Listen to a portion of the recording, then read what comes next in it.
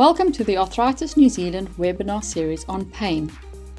This webinar features nurse and health advisor Jane Messer, who introduces the causes of arthritis pain and what can be done about it.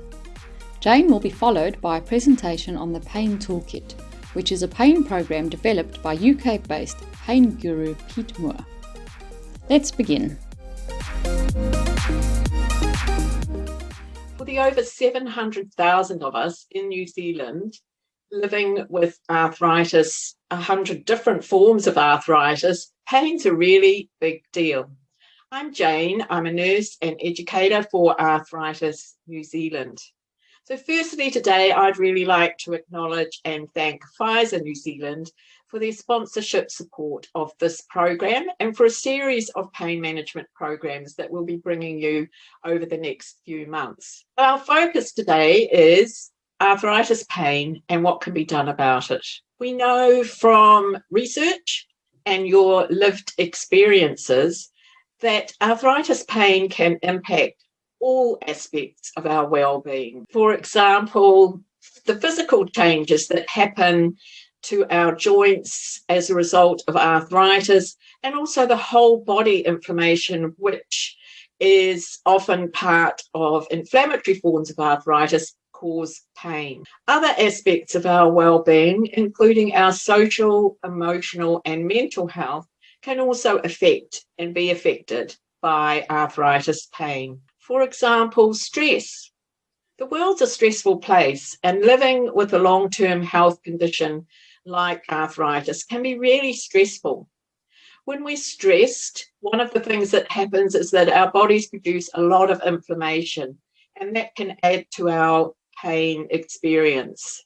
Some of you will have noticed that when you have a pain flare-up, it can often be around a time where you've had a stressful life event. So what can be done about arthritis pain? Firstly, it's really important to have a diagnosis. So your GP, your family doctor, is the place to start. If your doctor says you have arthritis, ask the kind or type of arthritis that you're living with. If the doctor suspects that you have an inflammatory form of arthritis, you would usually be sent to or referred to a rheumatologist, a specialist arthritis doctor. One of the key parts of medical management of arthritis is reducing your inflammatory levels to a normal or healthy level. Medication is often used for this, and this will also help to reduce your pain and prevent damage to your joints and other body organs. Other pain or pain medication may also be prescribed. It's really important, if you're prescribed any medications, that you understand what they are for and how to use them safely. So now we're going to look at what we can do ourselves, like lifestyle management, to reduce and manage our pain. Practicing and using stress management strategies is really crucial to our well-being. Just learning a few breathing exercises that you can use through the day can really be useful. Other ways we can reduce our stress include keeping connected with your own support network and also your health team for ongoing information and support. All of these things are part of producing feel-good endorphins in the body and managing your stress response. Movement is medicine. It's really important to keep active and exercising. It may be that you need to adapt or change the way you keep active and exercise while you're living with arthritis.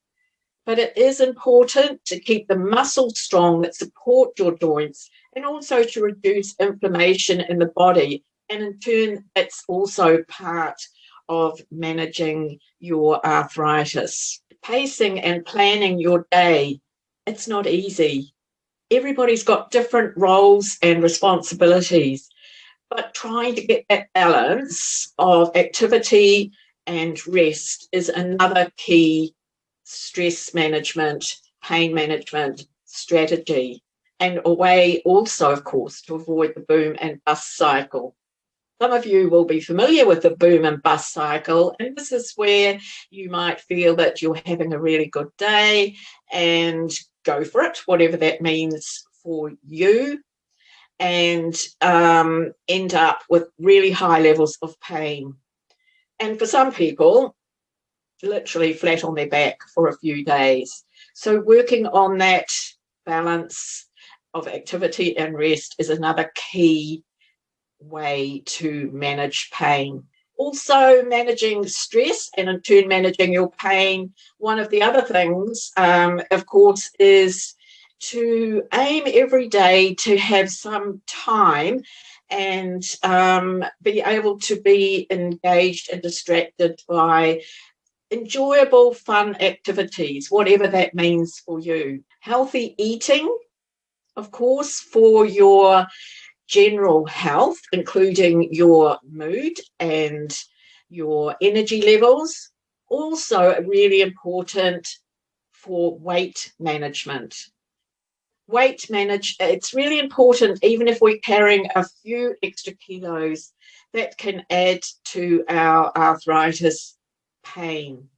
So working on aiming to be a healthy weight is really another key part of pain management. So we're going to move on now and talk about how Arthritis New Zealand can continue to support you as part of your health team. The website is full of information that can support and fill out what we've talked about today, help you to understand your arthritis diagnosis. You can also ask questions through the website, including of chatbot Jane.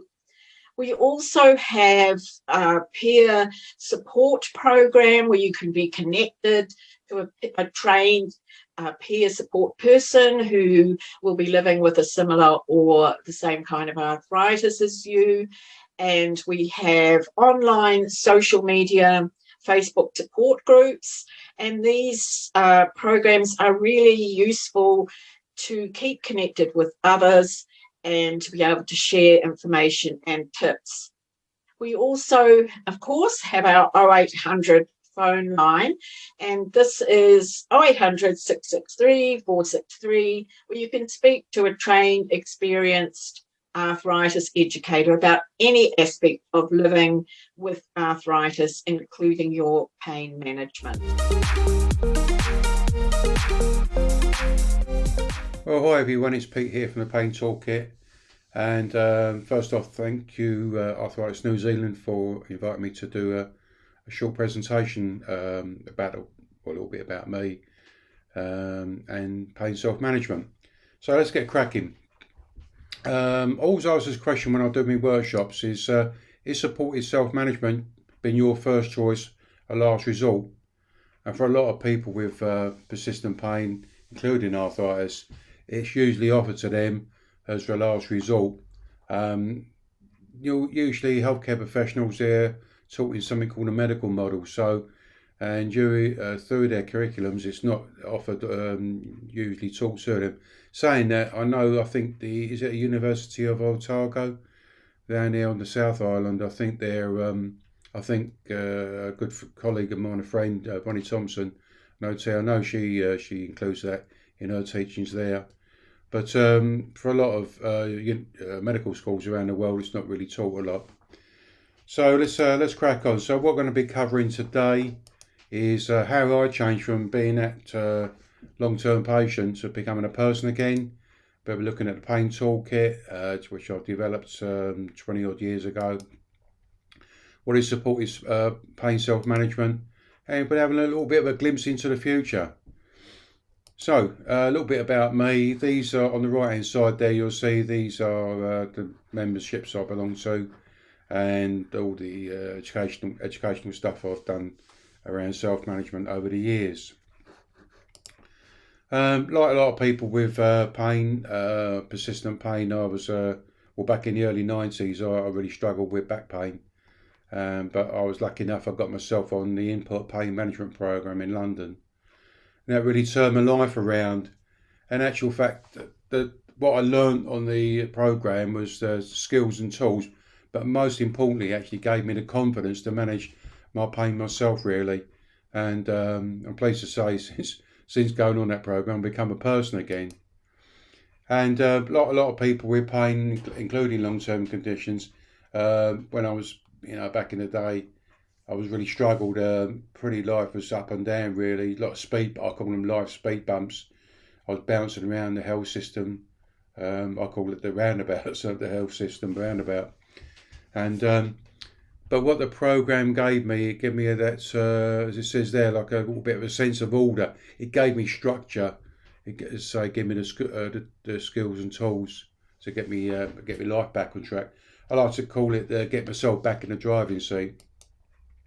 For the last 25 years, I've been working as an educator and author and stuff like that, promoting pain self-management, not only to people who are living with persistent pain, but also the healthcare workers and or allied healthcare workers who support them. As I say, they struggle as well a little bit. I tend to write and produce a lot of easy to understand training materials or learning materials, and I try and cater for everybody, really.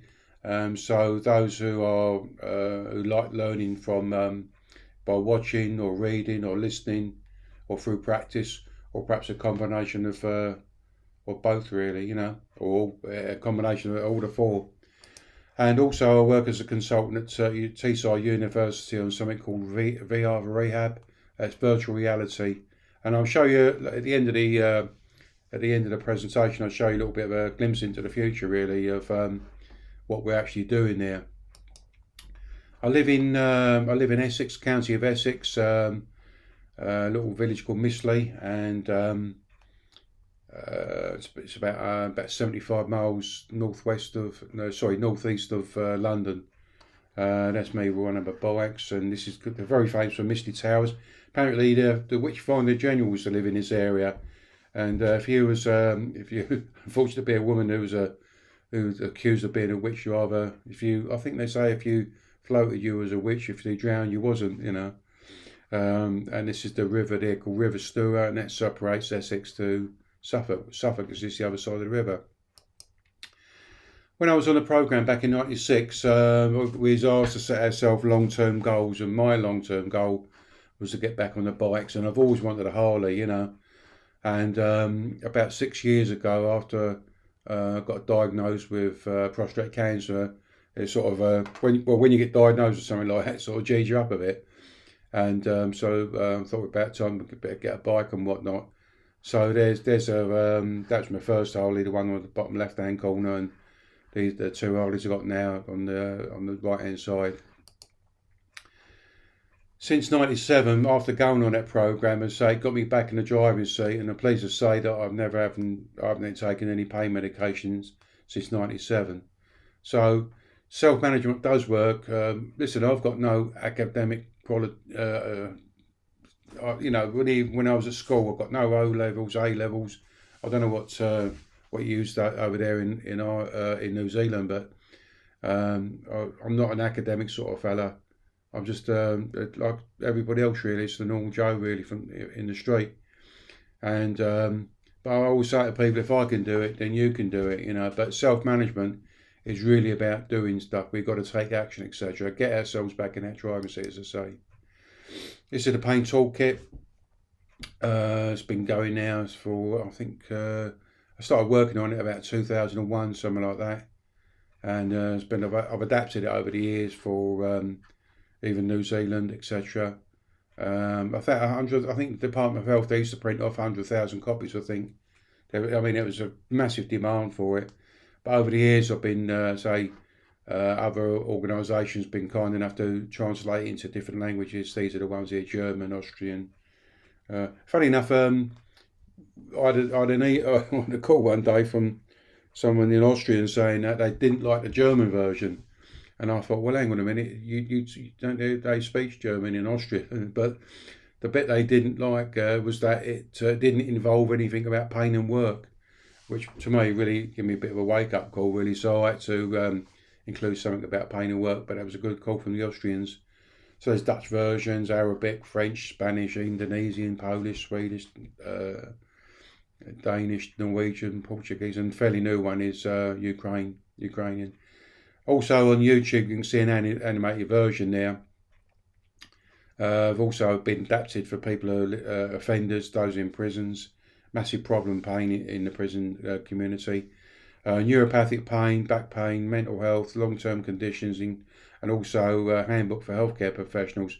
And all of these, the neuropathic, back pain, long-term conditions, etc., there are audio book versions now as well. This is the pain cycle I'm showing you here now, is a cycle that like many people, where everybody seems to identify with.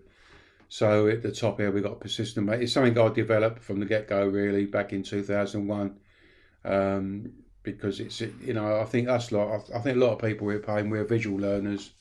We're like, but when people see this, they say, "My God, it's like looking in the mirror," like, you know.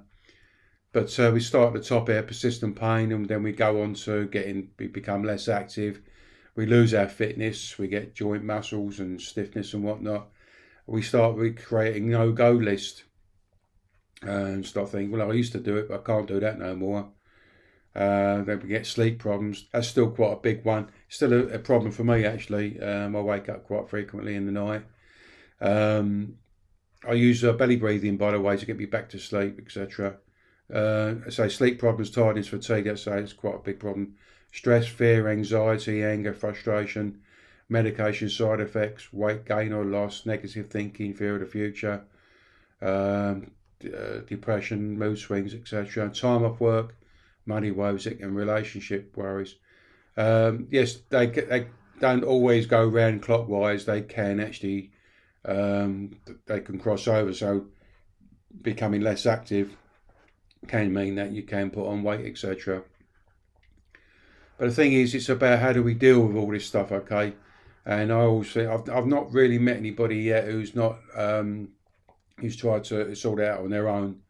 I think you're going to need some help and support with a healthcare worker. But the main thing is you need to find. I know the trainers there you have at Arthritis there in New Zealand. I know they do self-management, because I did a workshop for them when I was over there in 2019. So it's work with the guys there at Arthritis New Zealand. You know, they're really switched on, etc. Here's the 12 tools in the Pain Toolkit. I won't read them all the way through, but because you've probably got your own copies there, etc. They're all on the website anyway. But I often get asked which is the most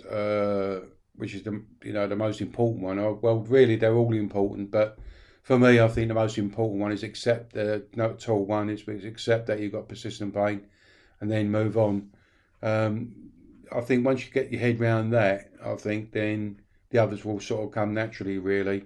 But you can choose any one you like, you know. Just it's a matter of just saying to, you know, a member of your healthcare team, you know, these are the tools I want to work on, which I'm having problems with at the moment. Like, okay, you haven't got to do them in the order, but I've put them in that order because I think it's for me, and quite a lot of people sort of like them in that order and learn that way. Let's go on to the next slide. Now, this is quite an interesting one because over the years, I think over the last 15 years, I've been asking people that will be coming on my workshops, you know, what is the key? What were the key learning skills that you liked about, so that you got yourself back in the driving seat and on with your life, etc. And these are what people come up with. So goal setting, action planning, pacing daily activities, problem solving, keeping active, moving, stretching, exercising, knowing what to do if something goes wrong. Now, as I say, these haven't come by any healthcare professional.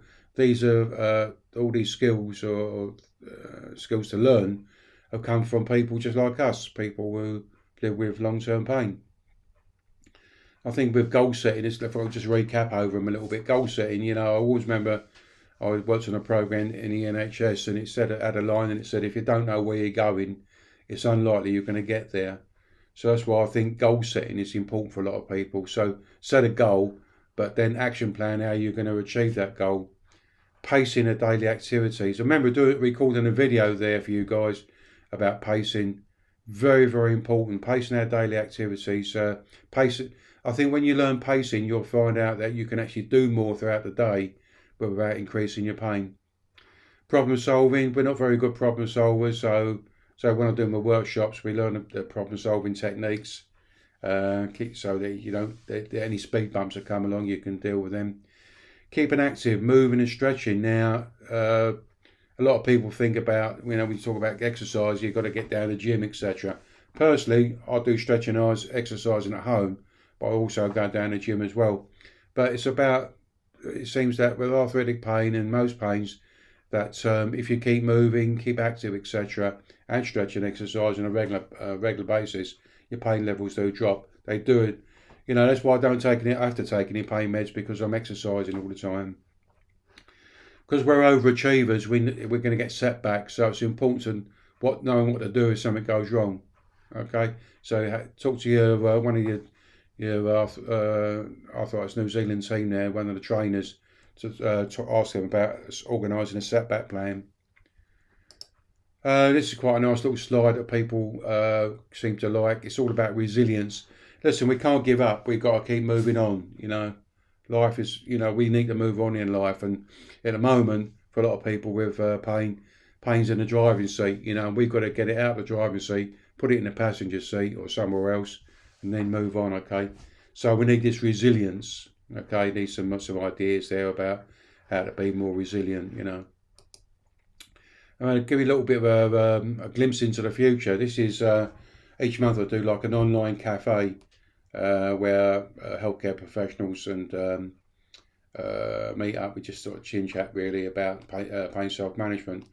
But a university, Teesside University, sort of quite like that concept.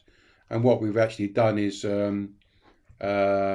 we created like an animated, a virtual reality Pain Toolkit cafe. And on the cafe we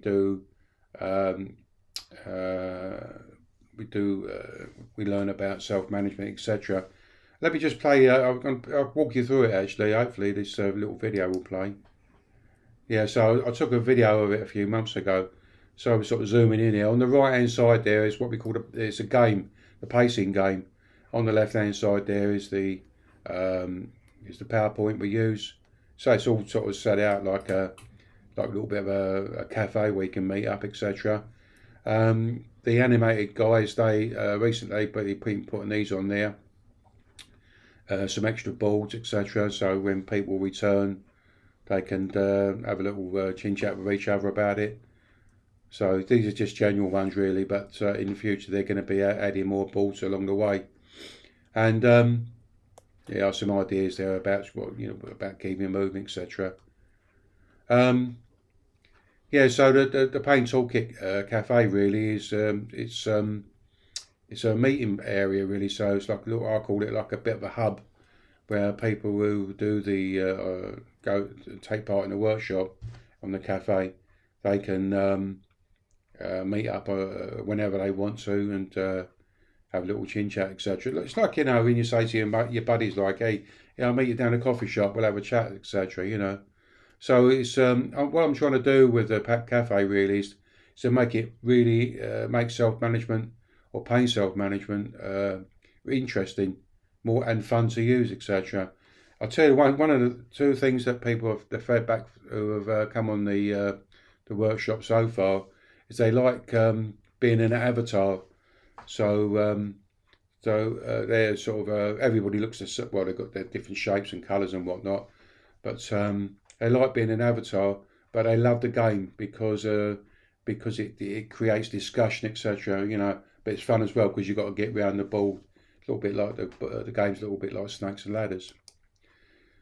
So I'll ask you this question before we're coming up to the end now. And so the question I'll ask you: will self-management, supportive self-management, will that be your first choice or last resort?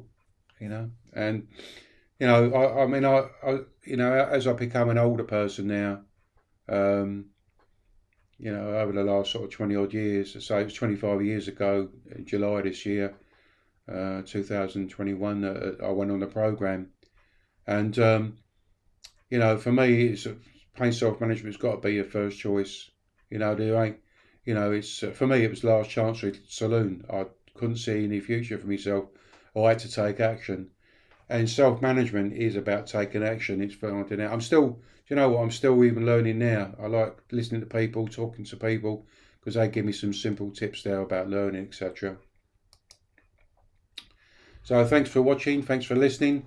Don't forget to visit the Pain Toolkit website there. It's paintoolkit.org. There's an email address there if you want to get in contact. And also I'm on Twitter at Pain Toolkit 2. There's a dedicated Pain Toolkit page on Facebook. And I'm also on Instagram. So take care, and hopefully I'm hoping and praying I can get back down to New Zealand at some point and visit you all again. Take care now. Be well. Bye.